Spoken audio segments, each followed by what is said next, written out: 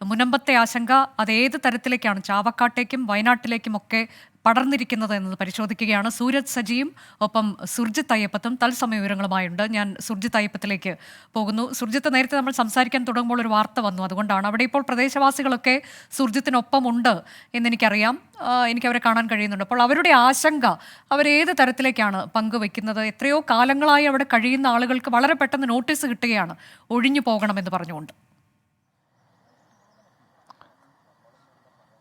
ഇവരെല്ലാം തന്നെ ഭൂമി വില കൊടുത്ത് വാങ്ങിയ ഭൂമിയാണ്. മാത്രമല്ല കാലങ്ങളായി ഇവിടെ താമസിക്കുന്ന ആളുകളാണ്. അതുകൊണ്ട് തന്നെ ഒരു സുപ്രഭാതത്തിൽ ഇവിടെ നിന്ന് ഇറങ്ങിപ്പോകാൻ പറഞ്ഞാലും അത് ഒരിക്കലും സാധ്യമല്ലാത്ത സ്ഥിതി തന്നെയാണ്. അങ്ങനെ നടന്നാൽ സ്വാഭാവികമായി അത് വലിയ പ്രക്ഷോഭങ്ങളിലേക്ക് വഴിമാറും എന്നുള്ളത് തന്നെയാണ്. സർക്കാർ ഇതുമായി ബന്ധപ്പെട്ട് നയപരമായ തീരുമാനം എടുക്കണമെന്നുള്ള ആവശ്യമാണ് ഉന്നയിക്കുന്നത്. നമുക്ക് നേരിട്ട് തന്നെ ഇവരുടെ പ്രതികരണങ്ങളിലേക്ക് തന്നെ പോകാം. എത്ര കാലമായി നിങ്ങൾ താമസിക്കുന്നു? നിങ്ങൾ വാങ്ങിയ ഭൂമിയല്ലേ? വാങ്ങിയ ഭൂമി 10-50 വർഷത്തോളമായി പരമ്പരാഗതമായി കിട്ടിയ ഭൂമിയാണ്. ഇത് വാങ്ങിയത് ഒരു ക്രിസ്ത്യൻസിനോടാണ് ഞങ്ങൾ വാങ്ങിയേക്കുന്നത്. പട്ടയം, ആധാരം, എല്ലാ രേഖകളും കൃത്യമായിട്ടുണ്ട് ഞങ്ങൾക്ക്.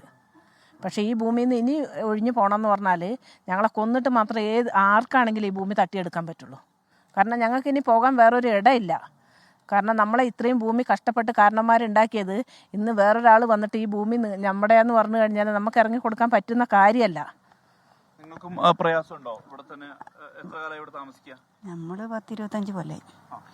അപ്പോൾ ഇവിടെ തന്നെ വേണമെന്നാണ് നമ്മളത്. നമുക്ക് ഇറങ്ങാൻ പറ്റൂല. ഇല്ല, കഴിയൂല. ഇങ്ങനെ എത്ര കുടുംബങ്ങൾക്കാണ് നോട്ടീസ് ലഭിച്ചിട്ടുള്ളത്? അഞ്ചോളം കുടുംബത്തിന് നോട്ടീസ് ലഭിച്ചിട്ടുണ്ട്. നമുക്കും പറയാനുള്ളത് അതാണ്. നമ്മളിവിടെ 10-35 വർഷമായി നമ്മൾ താമസിക്കുന്നുണ്ട്. അപ്പോൾ എല്ലാവരും അങ്ങനെയാണ് വന്ന് താമസിക്കുന്നത്. ഇപ്പോൾ ഒരു സുപ്രഭാതത്തിൽ വന്നിട്ട് ഞങ്ങളുടെ ഭൂമിയാണ് എന്ന് പറഞ്ഞാൽ നമുക്കത് കൊടുക്കാൻ കഴിയില്ല. അപ്പോൾ അതിന് ഉള്ള ഒരു എന്താ പറയുക, സംവിധാനങ്ങളും അതിൻ്റെ സർക്കാർ അതിൻ്റെ ഇത് മുൻകൈ എടുത്തിട്ട് അതിനൊരു തീരുമാനം എടുക്കണമെന്നാണ് നമുക്ക് പറയാനുള്ളത്. പി ജയരാജൻ ഇവിടേക്ക് വന്നിരുന്നു. അവർ ഇതുമായിട്ട് ബന്ധപ്പെട്ട് സംസാരിച്ചിരുന്നു കാര്യങ്ങൾ. മുഖ്യമന്ത്രി ഇക്കാര്യത്തിൽ ആരെയും കൂടി ഒഴിപ്പിക്കുകയില്ല എന്നുള്ള ഉറപ്പ് നൽകിയിട്ടുണ്ട്. അപ്പോൾ അത് അദ്ദേഹം ഇവിടെ വന്ന് പറയുകയുണ്ടായി. അതോടൊപ്പം അതിനുശേഷം MT രമേശ് ഇവിടേക്ക് വന്നിരുന്നു. BJP ഇത് പ്രചാരണായുധമാക്കുകയാണെന്ന ആരോപണം പി ജയരാജൻ ഉന്നയിച്ചിരുന്നു. അതിന് മറുപടിയായി MT രമേശ് പറഞ്ഞു, BJPയുടെ പ്രചാരണായുധമാക്കുന്നു, അല്ലെങ്കിൽ അത്തരത്തിൽ അങ്കലാപ്പല്ല വേണ്ടത്. ഇതിൽ സർക്കാർ നയപരമായ തീരുമാനമെടുക്കണം. അതായത് ഈ നോട്ടീസ് പിൻവലിക്കാൻ സർക്കാർ അത് വഖഫ് ബോർഡിന് നിർദ്ദേശം നൽകണം എന്നുള്ളതാണ് BJP ഉന്നയിക്കുന്ന ആവശ്യം. മാത്രമല്ല ഇതുമായി ബന്ധപ്പെട്ട് ഈ നോട്ടീസ് പൂർണ്ണമായും റദ്ദാക്കുക എന്നുള്ള തരത്തിലേക്ക്, അതോടൊപ്പം തന്നെ വഖഫ് ബോർഡിലെ നിയമങ്ങളിൽ മാറ്റം വരുത്തുക, അതുമായി ബന്ധപ്പെട്ട തീരുമാനങ്ങളിലേക്ക് സർക്കാർ എത്തണമെന്നുള്ള നിർദ്ദേശമാണ് BJP വെക്കുന്നത്. അത്തരത്തിൽ ഈ തെരഞ്ഞെടുപ്പ് ഘട്ടത്തിൽ രാഷ്ട്രീയ പ്രത്യാരോപണങ്ങളുടെ വേദിയായി ഏറ്റവും ഒടുവിൽ ഈ വഖഫ് ബോർഡിലെ ഈ നോട്ടീസുമായി ബന്ധപ്പെട്ട വിഷയം കൂടി ഉയർന്ന് വന്നിട്ടുണ്ട് ഈ തെരഞ്ഞെടുപ്പിനെ സംബന്ധിച്ചിടത്തോളം. എന്തായാലും വലിയ ആശങ്കയിലാണ് ഈ ആളുകളെ സംബന്ധിച്ച്. കാരണം ഇവർക്ക് ഇനി 19-ാം തീയതിയാണ് സൂം മീറ്റിംഗ് വെച്ചിട്ടുള്ളത്. അതിന് മുമ്പ് ഈ രേഖകളൊക്കെ സമാഹരിച്ച് ഹാജരാക്കുക എന്നുള്ളത് പ്രായോഗികമല്ല. അതിന് കൂടുതൽ സമയം നൽകണമെന്നുൾപ്പെടെയുള്ള ആവശ്യം അവർ ഉന്നയിക്കുന്നുണ്ട്. എന്തായാലും ഇവർ ഇവിടെ കാലങ്ങളായി ജീവിക്കുന്ന മനുഷ്യരാണ്.